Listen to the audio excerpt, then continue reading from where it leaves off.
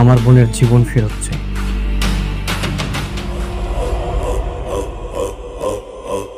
যতক্ষণ না পর্যন্ত আমার বোনের জীবন ফেরত পাবো ততক্ষণ পর্যন্ত আমি এই ব্যাংকেই থাকবো। আসসালামু আলাইকুম বন্ধুরা, দুনিয়ার টাকার গোলাম নাটকের ১৯ নম্বর পর্ব দেখার পর আপনাদের কার কার রাতের ঘুম হারাম হয়ে গেছে কমেন্টে অবশ্যই জানাবেন। নাটকের প্রতিটি মোড়ে এখন চরম উত্তেজনার পারদ চড়ছে।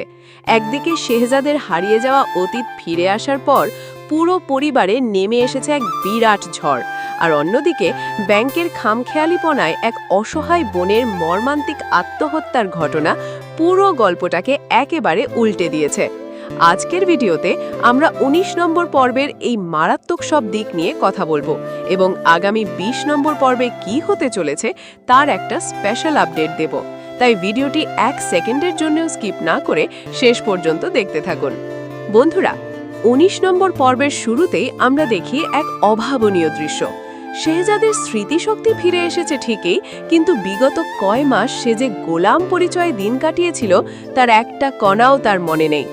ঋতু যখন চোখের জলে তার হাতের ট্যাটু ও অতীতের সমস্ত স্মৃতি একে একে তার চোখের সামনে এনে দাঁড় করায়, তখন শেহজাদ স্তব্ধ হয়ে যায়। সে পরিষ্কার বুঝতে পারে এতদিন যাকে সে চাকর ভেবে অবহেলা করেছে সেই গোলাম আর শেহজাদ চৌধুরী আদতে একই ব্যক্তি।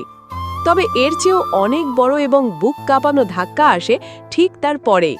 শেহজাদ তার নিজের চেকে সই করে এক গরিব বোনের বিয়েতে আর্থিক সাহায্য করতে চেয়েছিল, কিন্তু ব্যাংকের চরম দায়িত্বজ্ঞানহীনতায় সেই চেকের টাকা জাল প্রমাণিত হয়। হাজার হাজার মানুষের সামনে এমন অপমান সহ্য করতে না পেরে সর্বস্ব হারানো অসহায় মেয়েটি চরম পথ বেছে নেয় এবং আত্মহত্যা করে।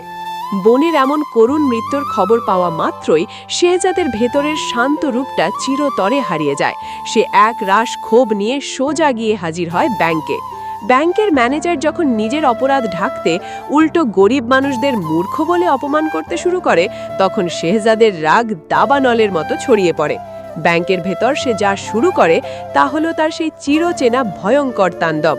পর্বের একেবারে শেষ দৃশ্যে তার সেই গর্জে ওঠা ঘোষণা, বোনের রক্তের হিসাব না মেটানো পর্যন্ত সে এই ব্যাংক থেকে এক পা নড়বে না, গল্পটিকে এক মারাত্মক ক্লাইম্যাক্সে নিয়ে দাঁড় করিয়েছে। তাহলে বন্ধুরা, এবার একটু চোখ রাখা যাক আসন্ন ২০ নম্বর পর্বের দিকে। সেখানে ঠিক কি হতে চলেছে? পর্বের শুরুতেই ব্যাংকের ভেতরে শেহজাদের চরম প্রতিশোধ ও রাগের আসল রূপ দেখতে পাবেন আপনারা। ওই দুর্নীতিবাজ ম্যানেজার ও স্টাফদের সেদিন কোনোভাবেই রক্ষা নেই। শেহজাদ পুরো ব্যাংকটাকে এবার কাঁপিয়ে ছাড়বে। তবে পর্দার আড়ালে অন্য এক বড় রহস্যও কি দানা বাঁধছে? এই জাল টাকার ঘটনার পেছনে কি কুখ্যাত দাউদ খানের কোনো গভীর হাত রয়েছে? শেহজাদকে পুরোপুরি ধ্বংস করতে দাউদ খান কি ব্যাংক ম্যানেজারকে মোটা টাকায় হাত করে এই ফাঁদ পেতেছিল? অন্যদিকে ফাতিমা কি আসলেই কোনো অপরাধের সাথে জড়িত, নাকি তাকে উদ্ধার করার নামে পুরোটাই রিশাদের সাজানো একটা নোংরা চক্রান্ত?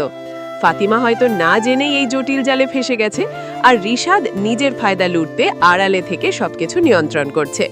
এই সমস্ত উত্তেজনার মাঝে সবচেয়ে বড় সংকটে পড়েছে ঋতু।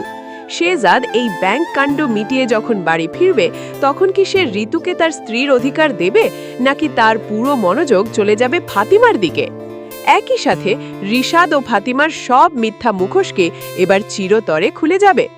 বন্ধুরা, আপনাদের কি মনে হয়, শেহজাদ কি ব্যাংকের এই দুর্নীতিবাজদের সঠিক শাস্তি দিতে পারবে? আর এই জাল টাকার পেছনে কি দাউদ খানের হাত রয়েছে? অবশ্যই কমেন্ট করে আপনাদের মতামত জানাবেন। ভিডিওটি ভালো লাগলে লাইক ও শেয়ার করতে ভুলবেন না। আর এই নাটকের এমন সব রোমাঞ্চকর আপডেট সবার আগে পেতে এখনই আমাদের চ্যানেলটি সাবস্ক্রাইব করে রাখুন। সবাই সুস্থ থাকেন, ভালো থাকেন। দেখা হবে পরবর্তী নতুন ভিডিওতে। আল্লাহ হাফেজ।